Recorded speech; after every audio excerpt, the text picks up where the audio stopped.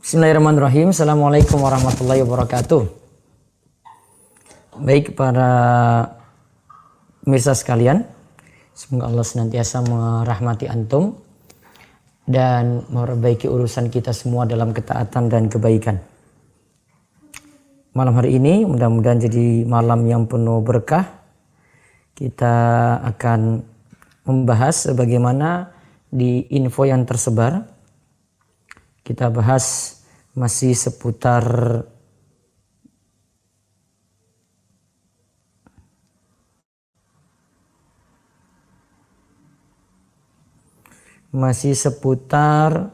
ya masalah yang tadi sore saya bahas, Ramadan saat Corona. Sebentar saya sambil share dulu info ini di HP ya, biar ada yang langsung bisa live untuk ingatkan lagi.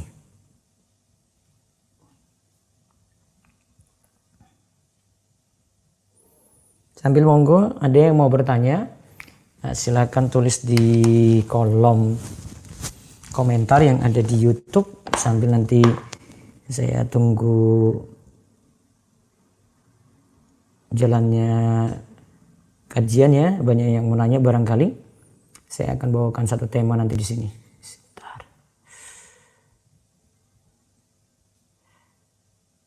Ganti.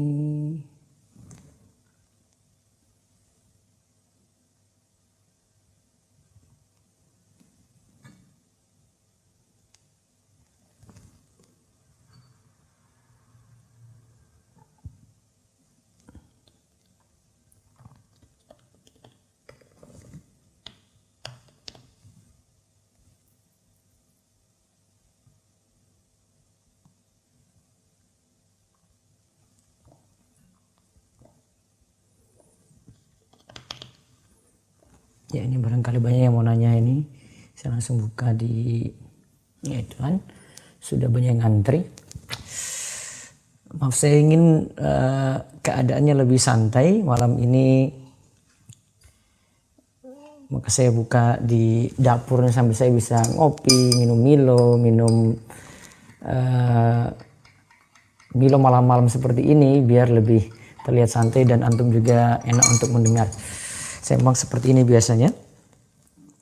Yang lainnya juga bisa sambil ngopi di rumah ya, monggo.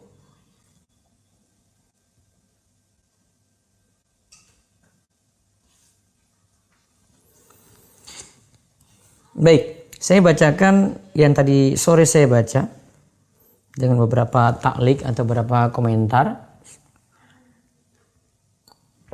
Yang jelas,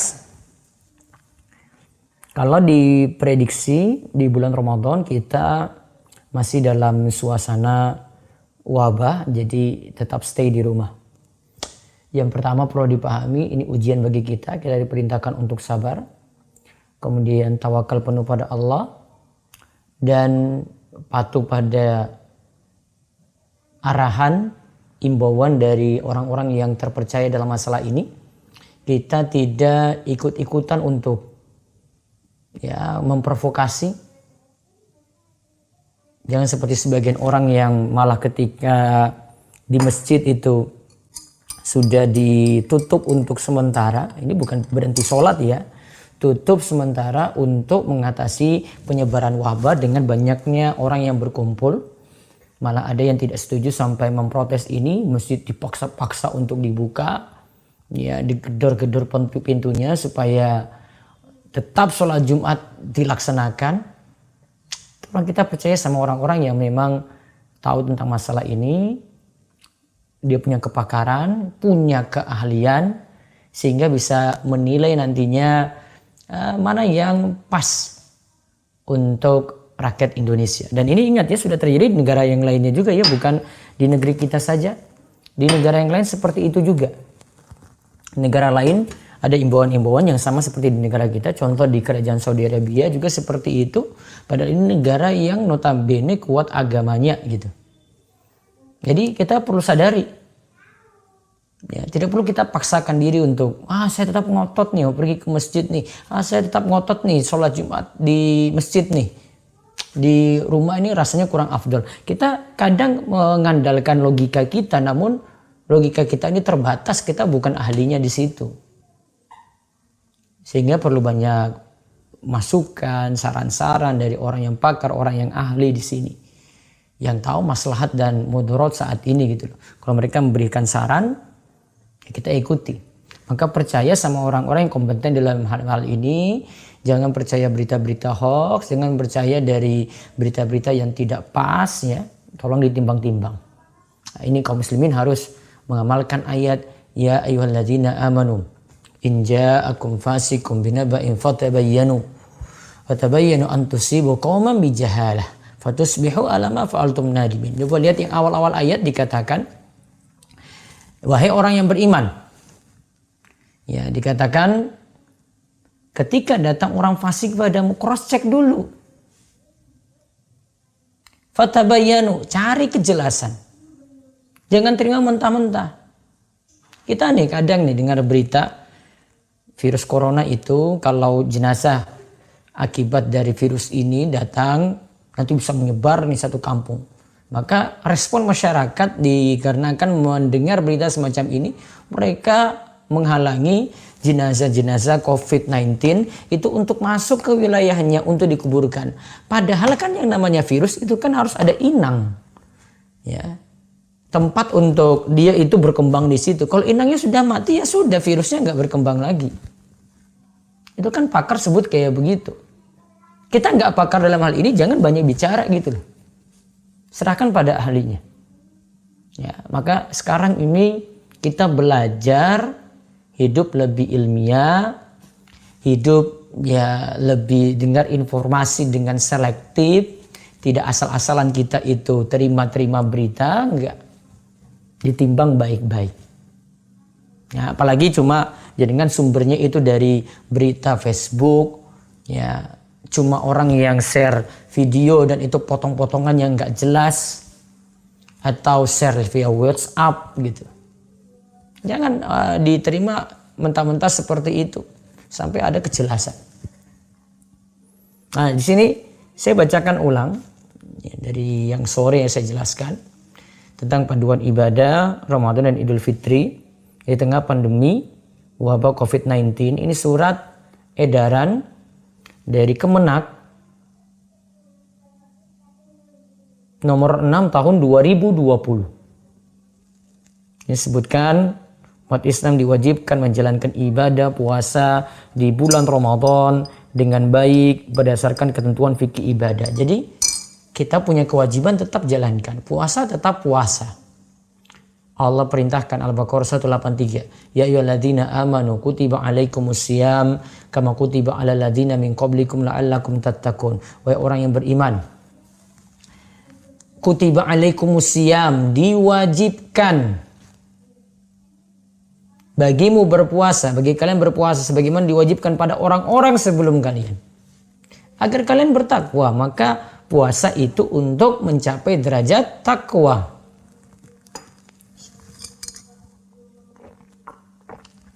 Hukumnya apa? Wajib dalam ayat ini. Maka kita walaupun dalam suasana terkena wabah, kita punya kemampuan nih. Kita kan Islam, terus berakal, punya kemampuan untuk puasa, ya, punya kemampuan untuk puasa, maka tetap punya kewajiban untuk berpuasa, tidak ada halangan untuk kita. Lalu di sini dikatakan sesuai dengan ketentuan fikih, ya jalani puasanya ya dari terbit fajar subuh, kita mulai imsak menahan diri dari berbagai macam pembatal sampai tenggelamnya matahari. Waktu maghrib sama, kecuali di sini kecualikan bagi si penderita atau mungkin dia yang sudah diisolasi. Kan ada yang diisolasi di rumah saja ya dan butuh imun. Ingat ya, yang butuh imun. Beda kalau dia ini orang yang ya tidak terkena terus sehat gitu.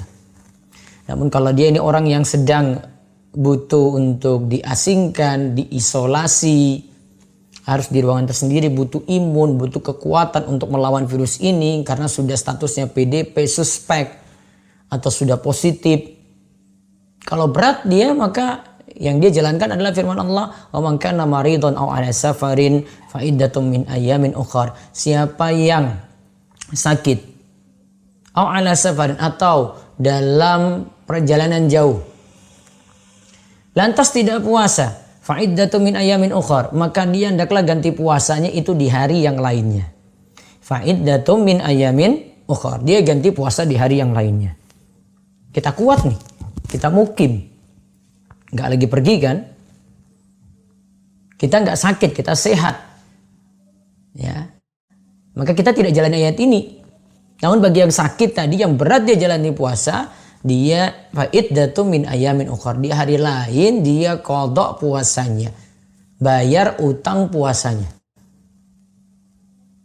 Nah, terus di sini di surat Kemenak ini dijelaskan juga kumpul-kumpul yang di sini baiknya ditiadakan, sahur bersama, buka puasa bersama, buka puasa di lembaga pemerintahan, lembaga swasta, di masjid atau di musola selama ada wabah, itu baiknya ditiadakan. Begitu pula di sini iftar jama'i, ya, tadi kumpul-kumpul bareng-barang. Di sini nggak perlu kita atur-atur, kita ingin tetap bareng-bareng nanti diatur jarak 1 meter, lebih resiko. Oh, nanti masuk masjid pakai disinfektan, lebih resiko. Keluar itu lebih resiko. Dan dia dapat maslahat kan? Iya, dapat maslahat setelah berjamaah. Namun kita mencegah itu lebih baik. Darul mafasid muqaddamun ala jalbil masalih. Darul mafasid. Jadi kita mencegah supaya tidak terkena virus lebih didahulukan daripada ngambil manfaat kita pergi saat wabah ke masjid, padahal ini zona merah, rawan, sudah banyak yang kena. Atau mungkin banyak yang ODP, rawan juga untuk kita. Juga di sini yang baiknya tidak dilakukan lagi di masjid sholat tarawih saat wabah. Kata Kemenak di sini sholat tarawih dilakukan cukup individu atau berjamaah bersama keluarga inti di rumah. Ini pernah ya dilakukan di masa Nabi SAW, ya, di rumah. Beliau kan awalnya keluar beberapa malam, terus malam berikutnya tidak keluar. Para sahabat nunggu, Nabi SAW tidak keluar. Mereka tanya keesokan harinya pada Rasul, kok engkau nggak keluar tadi malam, ya Rasulullah? Saya cuma khawatirkan sholat tarawih itu kalian nyangka itu wajib. Berarti Nabi SAW sendiri pernah tidak tarawih berjamaah di masjid. Seperti itu tidak masalah. Apalagi tarawih bukan wajib, sunnah. Tidak dikenakan dosa kalau kita tidak lakukan. Namun saran saya tetap yang di rumah berusaha tetap jaga seperti di masjid. Kalau di masjid biasanya 11, ya lakukan 11. Ustadz, saya hanya bisa hafalan surat-surat tertentu saja, sudahlah baca itu saja sudah. Saat hafalan saya cuma Al-Ikhlas, Al-Falaq, An-Nas, ya sudah, masih mending. Dia jaga rutinitas ini terus. Mudah-mudahan dari sini dia bisa belajar, oh jadi imam tuh kayak gini ya untuk anak istri saya.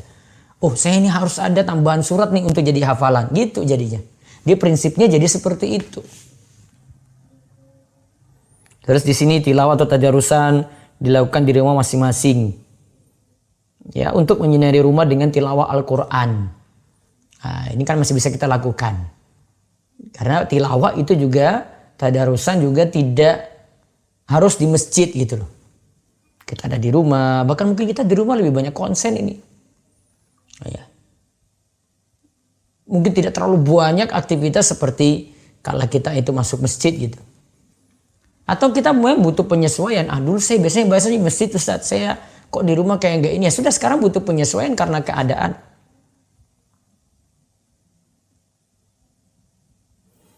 Terus yang diingatkan lagi di sini ada peringatan nuzul Quran. Ya, kalau saya sendiri tidak menyetujui dan tidak merayakannya. Terus ada iktikaf di sini ditiadakan. Karena iktikaf kan ngumpul-ngumpul. Apalagi di beberapa masjid itu sampai sesak penuh. Nah, itu nggak boleh.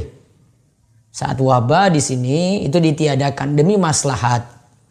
Biar tidak ada yang terkena di situ daripada rawan.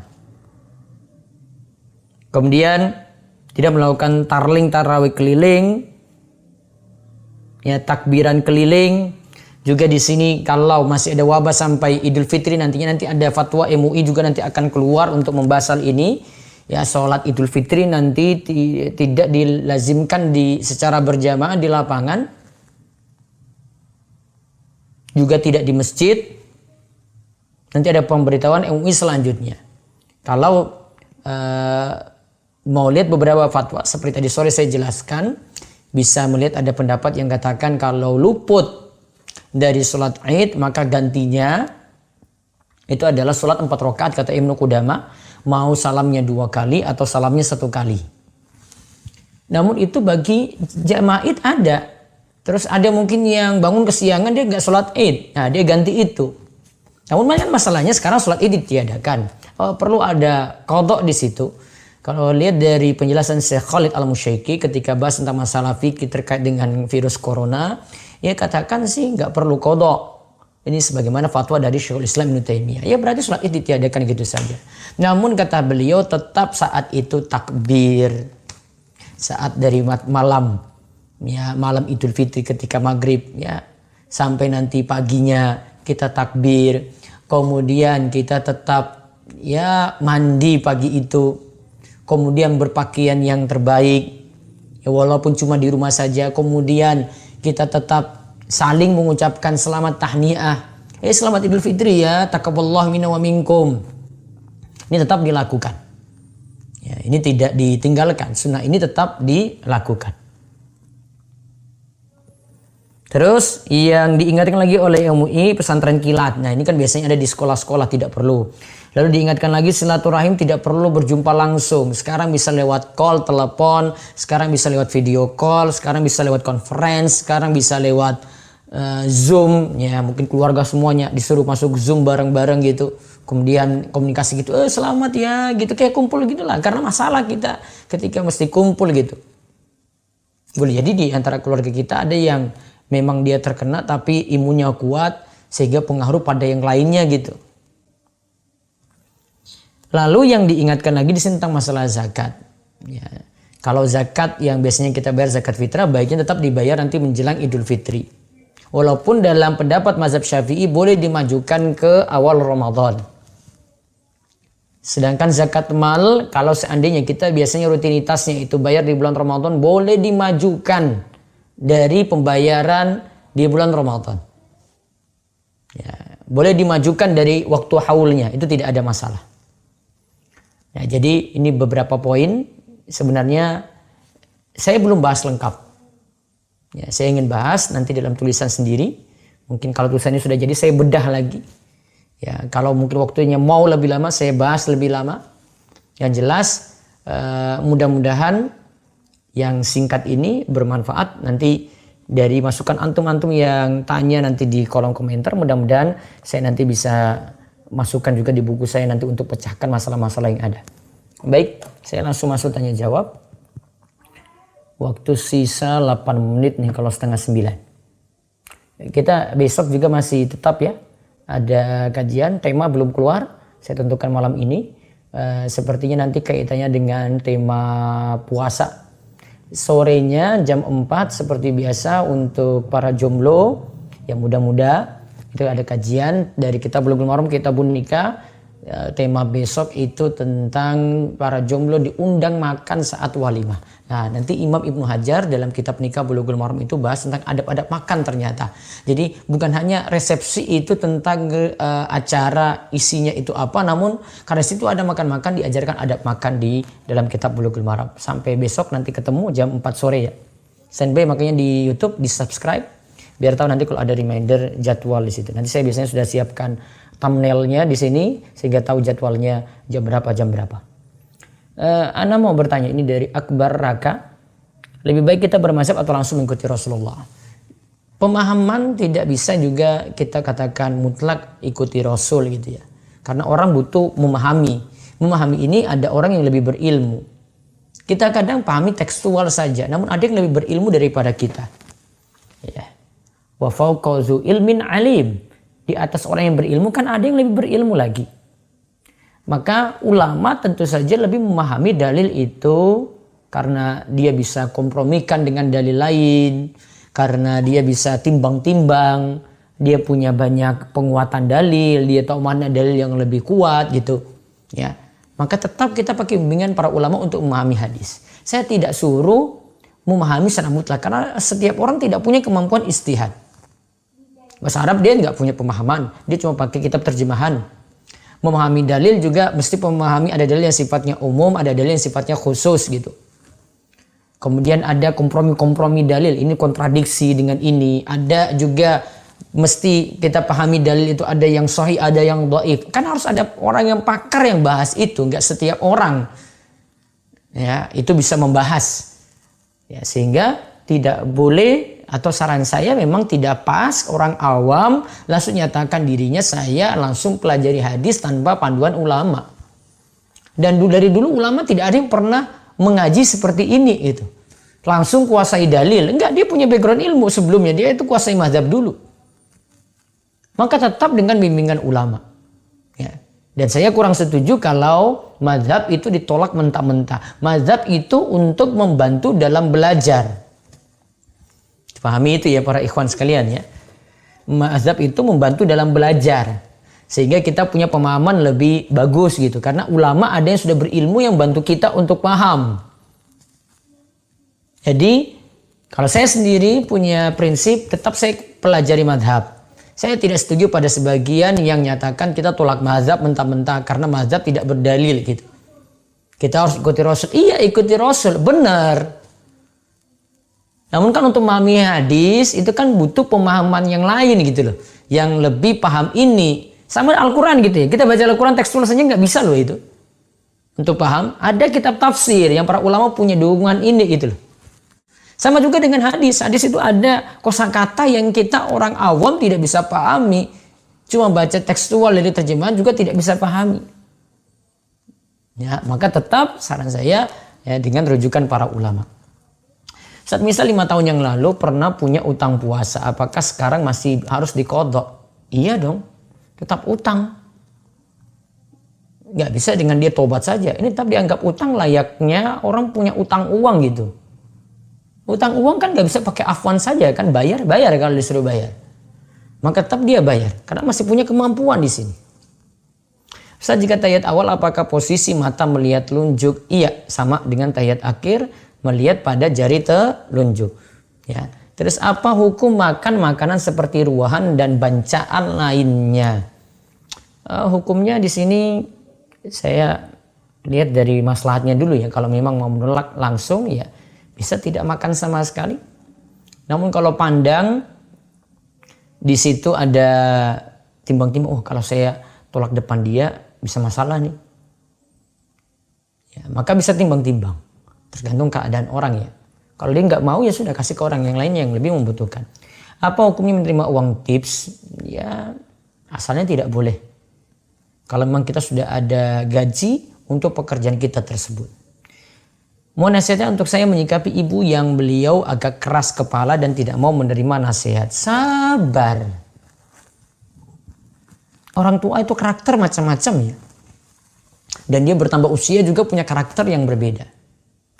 Bukankah Allah itu perintahkan kita ketika hadapi orang tua yang sulit, sudah sepuh, dia butuh penanganan khusus, mungkin kita agak emosi ketika menghadapinya. Kan Allah kan katakan, fala taqul lahuma uff. Janganlah katakan kepada keduanya itu bilang saja enggak. Ya sudah, kalau diperintah sudah manut aja.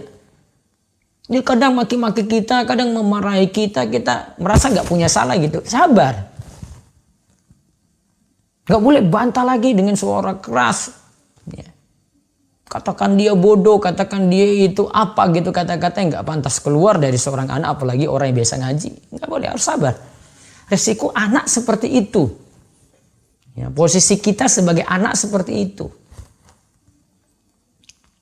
Lalu mau nasihatnya untuk saya menyikapi ibu yang sudah tadi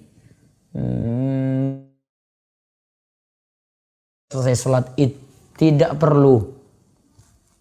Ya, namun kalau itu untuk dalam rangka mengucapkan selamat, ya itu tidak masalah. Namun kalau dikhususkan setiap saya ba'da sholat harus salaman, nah itu tidak ada tuntunan. Namun kalau ini diniatkan untuk ucapkan tahniah, selamat, itu tidak masalah. Izin bertanya, meskipun daerah tempat tinggal saya belum terdampak COVID-19, namun ada salah satu masjid yang mengadakan sholat taraweh. Alangkah baiknya bagaimana ya? Kalau memang keputusannya seperti itu, tetap melihat dari keputusan, ya kalau kita kan ada MUI ya, di daerah jenengan itu gimana? Tetap sholat di rumah atau di masjid? Kalau MUI sarankan tetap di rumah, maka di rumah. Nggak usah ikut yang berjamaah di masjid. Kalau dapat komentar gimana Ustadz? Sabar. Namun jika sholat di masjid safnya berjarak 1 meter, kan sama saja. Tadi kan saya sudah bilang, saya bahas di rumesa.com. Nanti lihat tentang memilih pergi ke masjid dan jamaahnya jaraknya 1 shaf ataukah di rumah saja. Lebih bagus di rumah saja. Stay di rumah saat ini lebih penting. Orang-orang kadang nggak memahami ini karena merasa kalau virus ini virus biasa. Kayak orang flu gitu, enggak. Ini harus ada penanganan khusus sehingga semua mesti paham. Kita mesti kerjasama nih, jangan nyusahkan dokter saja. Ini kalau sudah kena baru tahu rasa tuh. Yang biasanya ngotot seperti mau pergi ke masjid, itu biasanya sepuh-sepuh itu. Nah ini harus pahamkan pada yang orang tua kita ini. Dengan cara yang santun, dengan cara yang baik tetap. Karena mereka agak sulit di ini karena mungkin teknologi kurang, informasi kurang, pemahaman kurang, ya. Taunya ya ibadah tapi nggak tahu kemaslahatan untuk dirinya sendiri. Nah, harus dipahamkan seperti itu.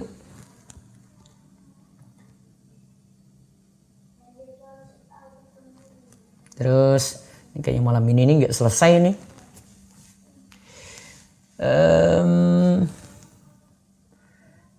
Saya punya bak kurang 2 kullah ya.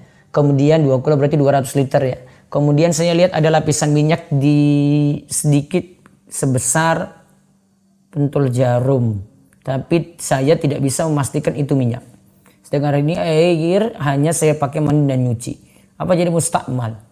Tidak boleh digunakan. Terus saya sering niat qadha puasa sebelum subuh. Ya. Dengan nafas niat puasa qadha hari ini karena Allah. Maka puasa saya sah. Walaupun tidak pakai lafaz juga itu lebih bagus. Cukup niat dalam batin saja keinginan. Jadi saya mau apa ini ya? Itu. Karena yang jadi patokan ini dalam hatinya. Lalu saat saya di tahun 2017 masih mempunyai utang puasa. 2017, 18, 19, 20 ya. Taib. Boleh tidak Ustadz? Ketika saya puasa qadha bulan Maret 2020 itu untuk membayar utang puasa di tahun 2019 dulu. Baiknya total saja gitu. Jangan ini tahun 2019, oh ini tahun 2018, oh ini tahun 2017. Enggak, total saja. Ini total ada saya punya utang 20 hari. Sekarang saya baru bayar 10 gitu. Jangan ini tahun 2019 dulu, jangan itu. Tentukan total langsung. Total nanti sisa berapa. Nah itu. Jadi bukan bayarnya per tahun untuk tahun ini, bukan. Hitung total saja.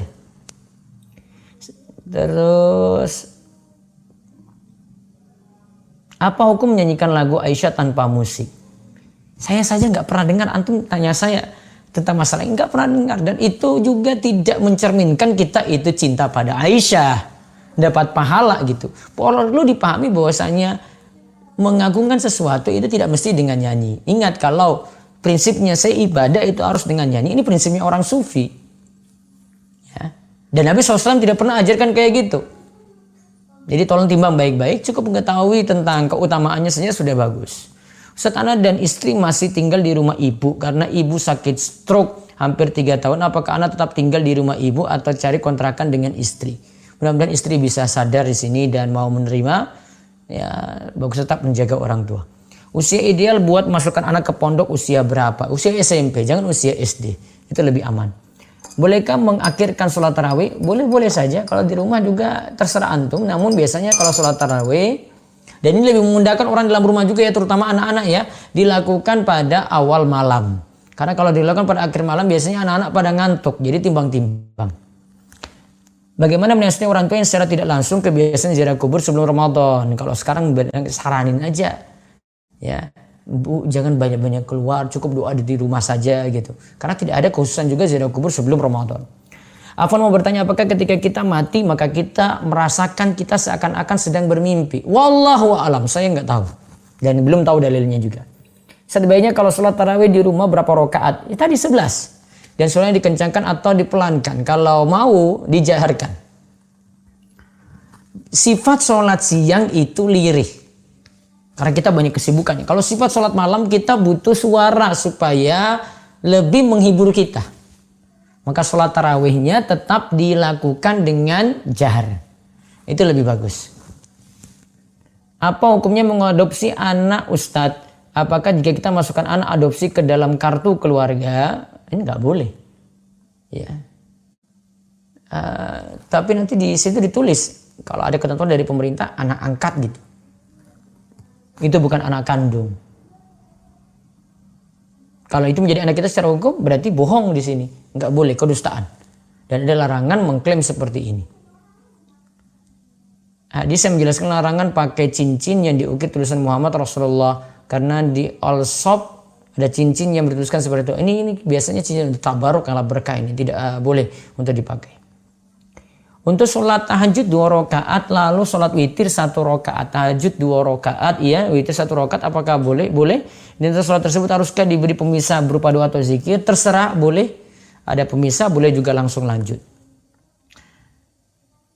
Jika sholat Idul Fitri tidak dilaksanakan dan ingin mengganti dengan sholat 4 rakaat, bagaimana niat dalam sholat tersebut? Untuk menggantikan sholat Id tadi. Bahkan ada juga yang katakan cuma 2 rakaat juga bisa. Yang jelas tidak harus. Tadi saya sebutkan fatwa Ibnu Taimiyah, beliau tidak menganjurkan makan, bahkan tidak menganjurkan untuk qadha, jadi ya berlalu begitu saja. Ini tunggu tulisan saya ya, mudah-mudahan 2 hari ini selesai. Jika kita membaca ramalan, kan sholat kita selama 40 hari ke depan tidak diterima. Jika kita kemudian langsung bertobat, apakah sholat kita selama 40 hari ke depan tetap tidak diterima walau sudah tobat?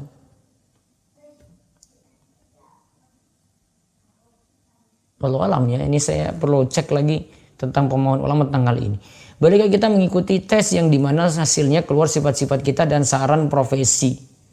Psikotes. Dilihat itu ilmiah atau tidak ya, tes-tes semacam itu. Bagaimana hukumnya anak-anak sekolah lewat online tapi tetap wajib membayar full SPP? Resiko. Ya, resiko untuk sekolah seperti itu. Ya, karena mungkin para gurunya juga punya kebutuhan sehingga sekolah tetap memberi ketetapan seperti itu. Mau bertanya Ustadz, apakah pekan depan besok masih bisa untuk berpuasa sunnah? Masih boleh ya. Yang punya kebiasaan apalagi Senin Kemis, Senin besok bisa puasa. Apakah sholat tarawih di rumah setiap 4 rakaat harus dilakukan zikir seperti di masjid? Zikirnya bebas yang benar ya. Tidak ada zikir khusus setiap 4 rakaat itu. Apakah boleh seorang anak minta uang kepada orang tua yang pendapatannya dari yang haram? Kalau dia punya pekerjaan yang halal, anak ini, maka dia tidak minta lagi pada orang tua. Kecuali kalau terpaksa, maka dosanya untuk orang tua. Memakai pakaian yang mencolok warnanya tidak diperbolehkan. Bagaimana dengan hukum menggunakan pakaian yang berwarna muda, warna soft dan coral? Karena menurut saya warna tersebut indah. Ini akhwat apa ikhwan nih? Kalau ikhwan bebas saja ya, tapi kalau akhwat pakai di luar ini menggoda nggak boleh. Saya ingin bertanya bagaimana cara mencuci tempat cawan yang terkena alkohol atau khamar? Apakah cukup mencucinya? Cukup mencucinya saya dengan sabun sampai itu hilang. Daerah kami alhamdulillah masih aman dan di kampung masih menjalankan sholat berjamaah. Bagaimana penjelasannya Ustadz? Kalau saya ini tinggal di desa ini ya. Saya ini tinggal di desa. Dari kota itu jaraknya 25 kilo. 25 sampai 30 kilo. Kota Wonosarinya ya. Dan ke Jogja itu sekitar 30 kilo lebih. Ya. Di Jogja sudah jelas positif. Ya, saya katakan ya rawan lah. Di Wonosari itu saya baru tahu 1 atau 2 kasus. Ya, terus 1 kasus nih.